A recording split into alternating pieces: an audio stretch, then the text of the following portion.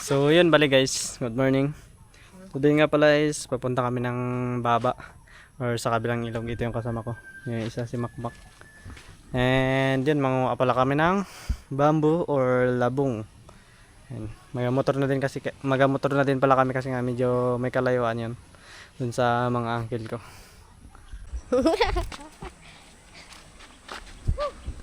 So yan bali, yan dito na kami guys sa ilog.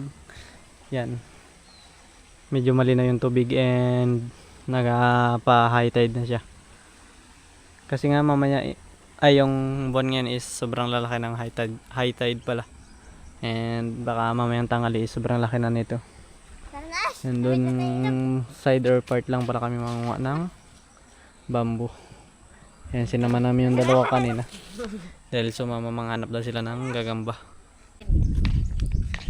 Guys, naglalakad na kami. And yan, andito lang din para kami sa may side ni mama manguha ng labong kung hindi nakuha ng labong. May lupa pala dito si mama guys. Andito pero maliit lang itong lote dito lang banda. Hindi dito sa may side na to isa auntie namin. And dito. Basta hindi rin ganun kalaki yan. Lote lang talaga siya.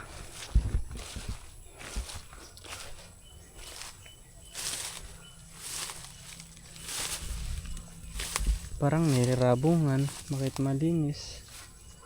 May isa ko na rin. Ha? Dalawang tako. Isa lang. Yun guys, may ilang pirasong labong. Bakit kung papalit ko? Oh, balatan natin kaagad para kaya maliliit.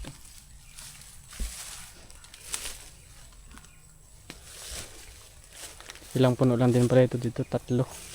Tapos yung mga kawayan na ilang piraso lang din. Yan, dito lang pala. Yan, tapos yan. Yan lang yung terrain dito. Then doon sa may unahan is mga kawayan na.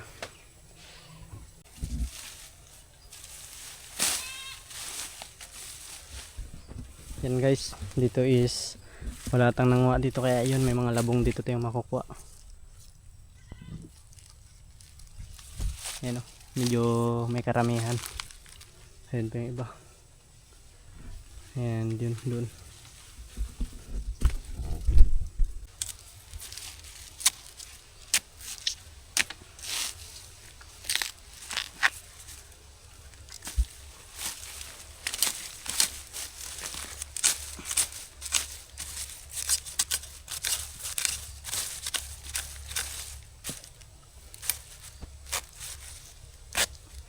Tigas ah.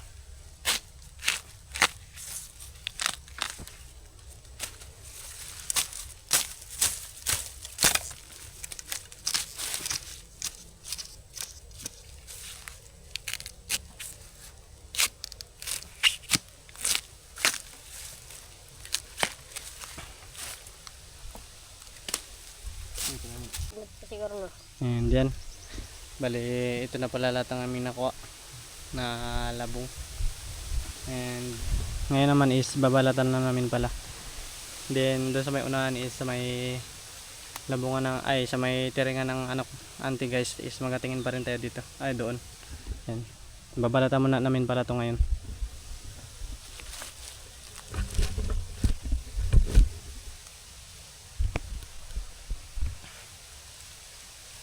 Wag ko.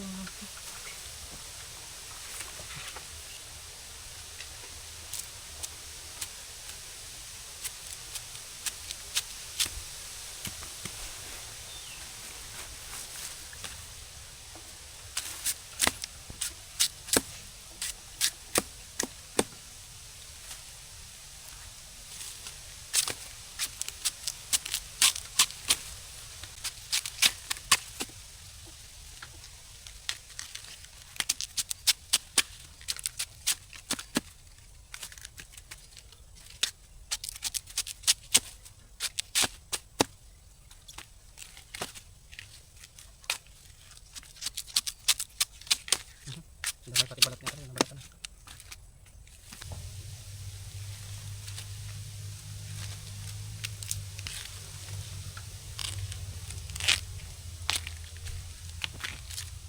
Yan guys, mag-ano lang tayo, mag-iingat lang tayo dito sa mga ano niya, mga balihibo, dahil sobrang ano nito, sobrang kati.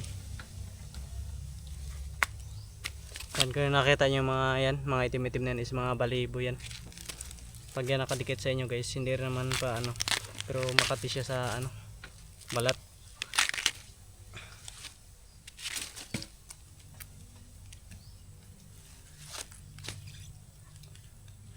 Pero kapag nangarabong ka talaga, normal talaga yan guys na malagyan ka niyan ng ano, yung ganun nga, yung balihibo niya. Pasanayan lang din talaga ng balat ito guys, or yung balat ng kamay, or kung kahit saang parte ka ng katawan malagyan nito, kaya makati talaga.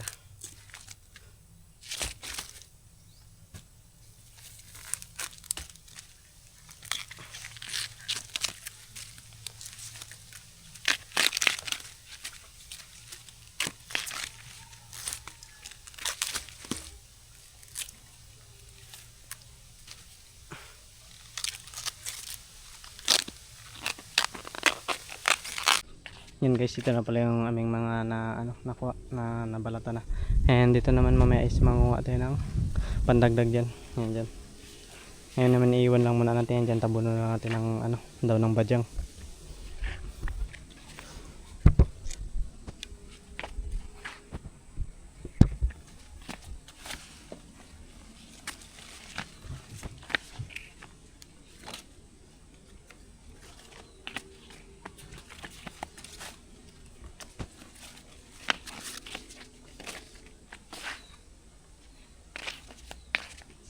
Ito nga para guys, ano, walang masyadong mga tinik. Yan guys, yung puti. Hindi kagaya ng iba. May mga tinik.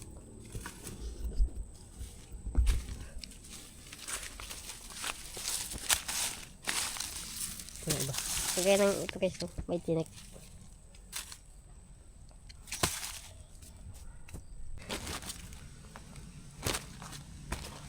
Yan pala guys, tapos na kami magbalat. Sila, lagyan na lang sa sako.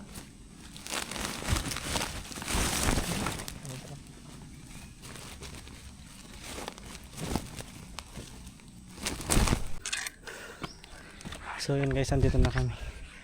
Yan. Bali,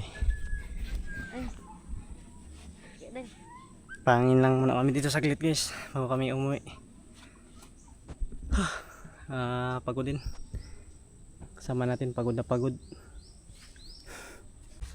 And yun guys, pag uwi pala natin, ito naman ang gagawin natin ngayon is mag-ano pala tayo ng mga ano, bugsok.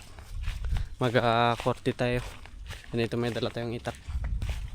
Dahil yung ating mga tanim is malapit na silang magtalbos at kailangan na nilang ano, kailangan na nila ng bugsok. Mga ano natin, mga gulay. Yung nakarang araw pala is may na ano na din tayo, nakuha na ilang pirasong bugsok. Ito pala yung tinatawag na bugsok or bala guys. Yan, ilang piraso pa lang yan. Parang ewan kung nasa may 50 pieces na pieces. So nga, yan, ito pala yung mga sitaw natin, oh. Medyo malalaki na sila.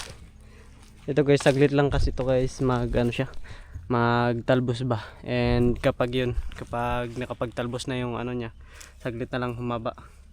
And kailangan natin ng mabilis ang ano nito, kasi nga mahirap ito siya guys kapag nagdikit-dikit na yung mga talbos niya is ano na ba, ano na siya, nagapuluputan. Yun ang mahirap dito sa pagtanggal ng mga ano niya, yung pulupot. Okay lang sana kapag may ganyan na siya kalalaki is ano na, may bugsok na, kasi ready na siyang may gapangan. Kaso nga yun, wala pa, kaya yun, korte tayo nun. And yun, ito na din pala, ready na din pala to ang ating mga ampalaya. Ready to transplant na pala ito siya guys, kaso lang wala pa rin tayong mataniman. And yun, ito inaantay lang natin na matuyo-tuyo pa yung ibang mga ano, Yan. Tapos sunugin, balitin yung part na to dito yung tataniman natin ng mga ampalaya. Yung kung nakita nyo is ang tataba na kasi.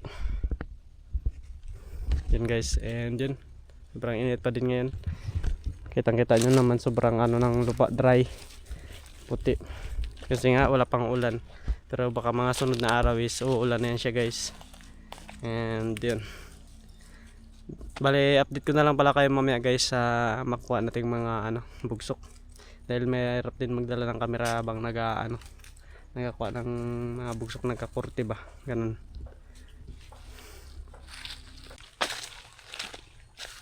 So yun guys. Bale, yan. Ang nakuha lang din pala natin is yan. Ito lang din pala. Yan. Hindi yan ganong karamihan guys, pero yan. Hirap natin kasi kumuha ngayon. And yun, hirap maghanap ng mga pang bugsok na katamtaman talaga, mga ganon. Dahil kinortihan din ng uncle ko guys yung mga dito, yung mga kakahuyan. Kaya yun, madala na din yung mga mga bugsok. Dahil may tanim din siyang sitaw. Kaya nauna siya nakapagkurti sa amin dahil nakaraan pa yun yung sitaw niya, medyo namumunga na nga pala, kaya namumunga na ngayon. Basta pagpasensyahan nyo na guys, medyo putol-putol na, awaw na kasi ako. And yun guys, hanggang dito lang muna pala yung video natin. Thank you pala palagi sa inyo and pag support sa akin. Yan.